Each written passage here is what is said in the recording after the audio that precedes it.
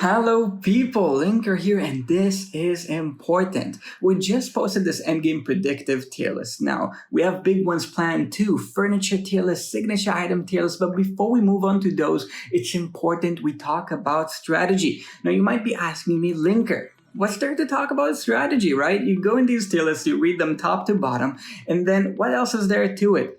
And the answer is mostly context. You see, some people who just read this top to bottom get the wrong conclusions. For example, I've heard some people telling me, Izold is a bad carry. For example, some people told me, gaze Alma before you do Lucretia. Or another one that I heard is you should never invest in someone like Torne. So today, we'll have some endgame commentary, some strategy talks and explanations about the flaws of tier lists as a whole. And lastly, if you stay all the way through, I promise you I'll tell you why I like these tier lists, and I'll give you some advice that you'll probably not be able to get anywhere else. So first, let's talk about the claim that Izold is bad. Zalera, by the way, is a wonderful artist, as you can see here. People think this because he's ranked lower than many supports, and because they see many carries ranked higher. That is misunderstanding the predictive nature of this tier list. Sure, Izold's over here, but he still works incredible in chapters 36, 37, and so on and so forth. The reason he isn't as high is that Izold scales on all abilities. This means he doesn't get stronger the higher the deficit you get, like someone like Damon, Raku, or Silas, I don't know, which can be the issue, either if you're at the bleeding edge of minimum power, or if, as the current trend shows, new carries that are stronger and stronger get introduced. Carries get outclassed easier than supports because supports have very specific niches. Immunity, CC, something that's harder that might come clutch in the specific situation. But if you're an Izold and somebody like Lucretia gets introduced, he's a little bit more tricky to invest in than someone like Silas or Raku. So, that's the first issue with tier lists. They aren't self-descriptive. Izold is currently good. They need to be understood to be applied correctly. With us talking whether they're snapshot tier list or predictive tier list like this one, this is whether it's an early game tier list or an end game tier list, PvE or PvE and so forth, so on. You need to understand how the tier list is made to apply it correctly.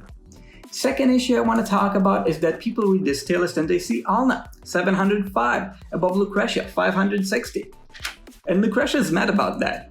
I mean, why would she be happy? The issue with this is lack of context. This tier list doesn't know you. It doesn't know where you are in campaign. And it doesn't change itself to address how many carries you have or don't have.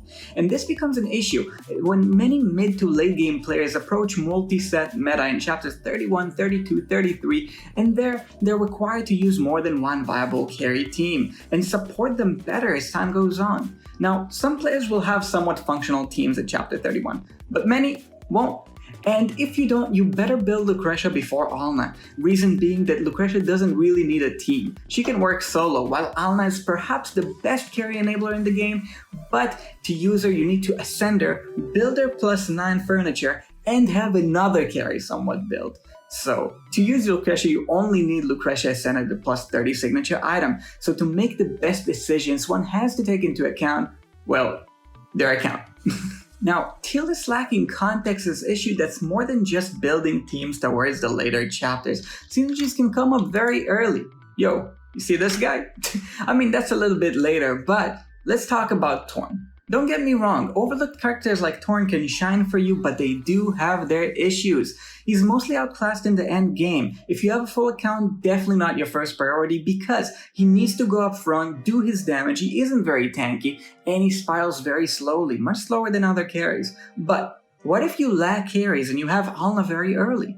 Using Torne temporarily can spiral you forward in campaign games incredibly, and these games add on and let you acquire more and more carries that are better and better over time. And you should like and subscribe if you're interested in some endgame strategy, carries, synergies, niche picks, but since a tier list cannot customize itself to understand these kinds of situations, tier lists overlook synergies. And that's another issue of lack of context that tier lists have. So let's talk about tier lists. Izold says they aren't self-descriptive, Lucretia says they lack context, and Torne says they overlook synergies.